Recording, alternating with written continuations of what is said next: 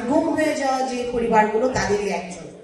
এবং আমাদের জন্য আমরা যারা যখন রাস্তায় দাঁড়িয়েছিলাম, রাজপথে দাঁড়িয়েছিলাম স্বৈরাচারের বিরুদ্ধে, স্বৈরাচারকে নির্মূল করার বিরুদ্ধে, গুমের এবং বিচার বিরুদ্ধ হত্যার বিচারের জন্য, তখন থেকে আমাদের পাশে তখন কেউ ছিল না। যখন কেউ ছিল না তখন আমাদের পাশে, আমাদের জন্য ঢাল হয়ে আমাদের পাশে, আমাদেরকে রক্ষা করার জন্য এই মানুষ স্যার, আমাদের মির্জা ফখরুল ইসলাম আলমগীর স্যার ঢাল হয়েছিলেন আমাদের জন্য, আমাদেরকে রাস্তা দেখিয়েছেন। আমরা যখনই রাজপথে আটকে গেছি, আমাদের যখনই বিভিন্ন এজেন্সি বেষ্টনী দ্বারা ঘেরাও করে ফেলেছে, তিনি যেখানে খবর পেয়েছেন সেখান থেকে আমাদেরকে বাঁচানোর জন্য স্টেটমেন্ট দিয়েছেন, নিজে এসেছেন, আমাদের সাথে দাঁড়িয়েছেন, আমাদের পাশে দাঁড়িয়েছেন।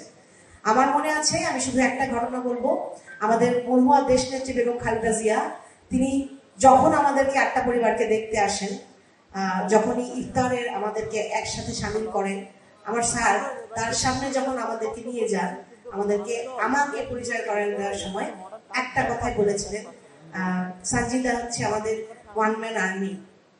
এই যে অনুপ্রেরণা, এই যে সাহস, এমন একজন কিংবদন্তি পুরুষের কাছ থেকে, যিনি আমাদেরকে, আমরা যখন থেকে আমাদের প্রধানমন্ত্রী মরহুমা বেগম খালেদা জিয়াকে অ্যারেস্ট করা হলো, জেলে নিয়ে যাওয়া হলো, তারপরের সময়টা কিন্তু আমরা কোনো ভয়েডে ছিলাম না। তখন কিন্তু এই স্যার কিন্তু আমাদেরকে আলোকবর্তিকা দিয়েছেন, আমাদের হাল ধরেছেন, যার দেখানো পথে চলেছি এবং আমরা রাজপথে সরব থাকতে পেরেছি, একটা নতুন বাংলাদেশকে আনতে পেরেছি। আমি আশা করব বাংলাদেশ যুগে যুগে আরো মির্জা ফখরুল ইসলাম আলমগীর পাক এরকম মানুষ হয়তো শতাব্দীতে একবারই আসে। আমি আমার পক্ষ থেকে, আমার মতো নারীরা যারা রাজপথে আন্দোলন করেছে তাদের পক্ষ থেকে, আমাদের ভিকটিম যারা বিগত সময় নির্যাতিত নিপীড়িত হয়েছেন সকলের পক্ষ থেকে আন্তরিক কৃতজ্ঞতা ও ধন্যবাদ জানাই, তার দীর্ঘায়ু কামনা করি। আপনাদের সবাইকে অনেক ধন্যবাদ। বাংলাদেশ জিন্দাবাদ।